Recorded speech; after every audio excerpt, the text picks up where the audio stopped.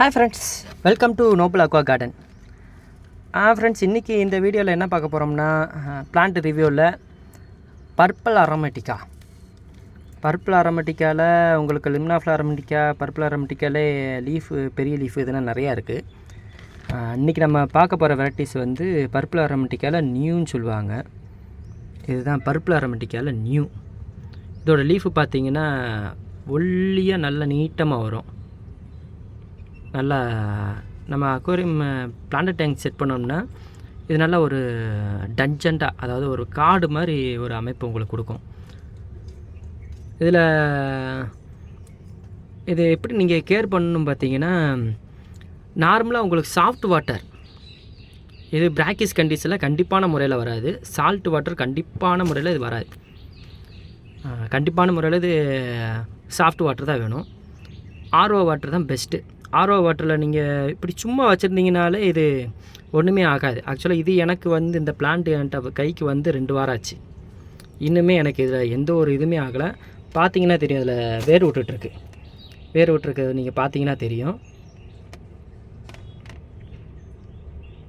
So இந்த பிளான்ட்டை பொறுத்த வரைக்கும் நீங்கள் மெயின்டைன் பண்ணணும்னா, இது நிறைய பேர் ரொம்ப விரும்புகிற பிளான்ட்டு. ஆனால் நிறைய பேர்த்துனால இதை வளர்க்க முடியல. காரணம் என்னன்னு பார்த்தீங்கன்னா, அவங்க வந்து போர் வாட்டர் யூஸ் பண்ணுவாங்க, அப்படி இல்லைன்னா இந்த நியூட்ரியன்ட் ஆட் பண்ணுவாங்க, லிக்விட் ஃபெர்டிலைசர் யூஸ் பண்ணுவாங்க. லிக்விட் ஃபெர்டிலைசர் யூஸ் பண்ணும்போது அந்த நியூட்ரியன்ட் அதிகமாகிடுச்சுன்னா நம்ம டெய்லி அந்த தண்ணி மாற்றணும். தண்ணி நீங்கள் மாற்றிட்டே இருந்தீங்கன்னா அந்த நியூட்ரியன்ட் பேலன்ஸ் ஆகும். நிறைய பேர் பண்ணுற தப்பு என்னென்னு பார்த்தீங்கன்னா, தண்ணி மாற்ற மாட்டாங்க. தண்ணி மாற்றாமல் இருக்கிறனால அது என்ன ஆகுதுன்னா, அந்த நியூட்ரியன்ட் அதிகமாகி உங்களுக்கு அது பிராக்கிஸ் கண்டிஷன் ஆயிரும். அது ஒரு சாஃப்ட் வாட்டர் மாதிரி ஆயிரும். சாஃப்ட் வாட்டர் பிராக்கிஸ் கண்டிஷன் ஆகி அது உங்களுக்கு ஹார்டு வாட்டர் ஆயிரும், உப்பு தண்ணியாகவே ஆயிரும்.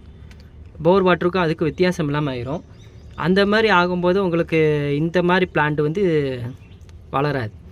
ஏன்னா இதெல்லாம் ரொம்ப சென்சிட்டிவான பிளான்ட்டு. அழகாக இருக்கும், ஆனாலும் இது ரொம்ப சென்சிட்டிவான பிளான்ட்டு.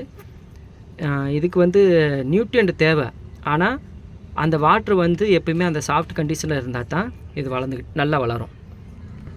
இப்போ வீடியோ எடுக்கும்போது நம்ம டைகர் ஃபிஷ் கையை வந்து கடிச்சிட்ருக்கு.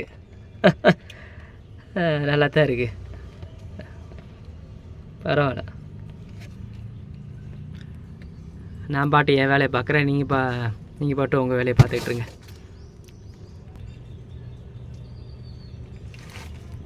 இந்த பர்பிள் அரமெட்டிக்கா பார்த்திங்கன்னா நம்மகிட்ட எப்பயுமே ஸ்டாக் வந்துகிட்டே இருக்கும். வாரம் நம்மகிட்ட ஸ்டாக் இருக்கும். யார் வேணாலும் நம்மகிட்ட பர்ச்சேஸ் பண்ணிக்கலாம். என்னோடய நம்பரை நான் உங்களுக்கு டிஸ்கிரிப்ஷனில் பின் பண்ணி வைக்கிறேன்.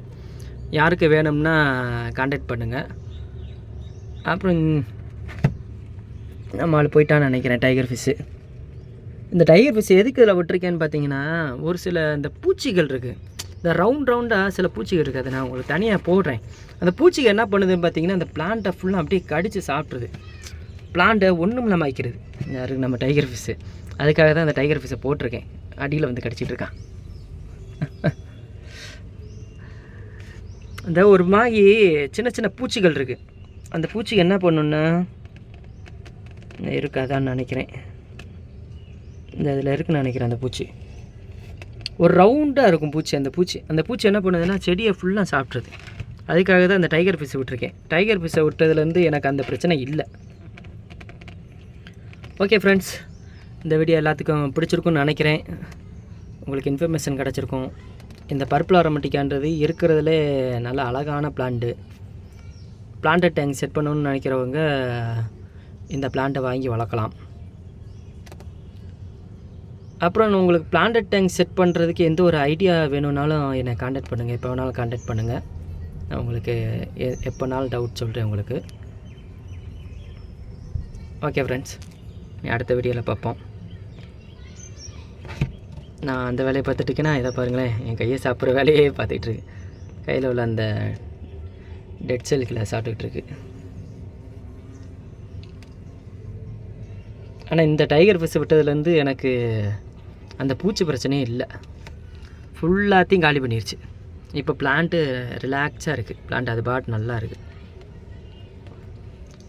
ஆனால் அந்த டைகர் ஃபிஷ் வளர்க்கும்போது கொஞ்சம் கவனமாக இருக்கணும். இது கப்பி ஃபிஷ்ஷுன்னு அதில் போட்டிங்கன்னா கப்பி தப்பிச்சிரும், அதோட குட்டி போட்டுச்சுன்னா மொத்தத்தையும் காலி பண்ணிடும்.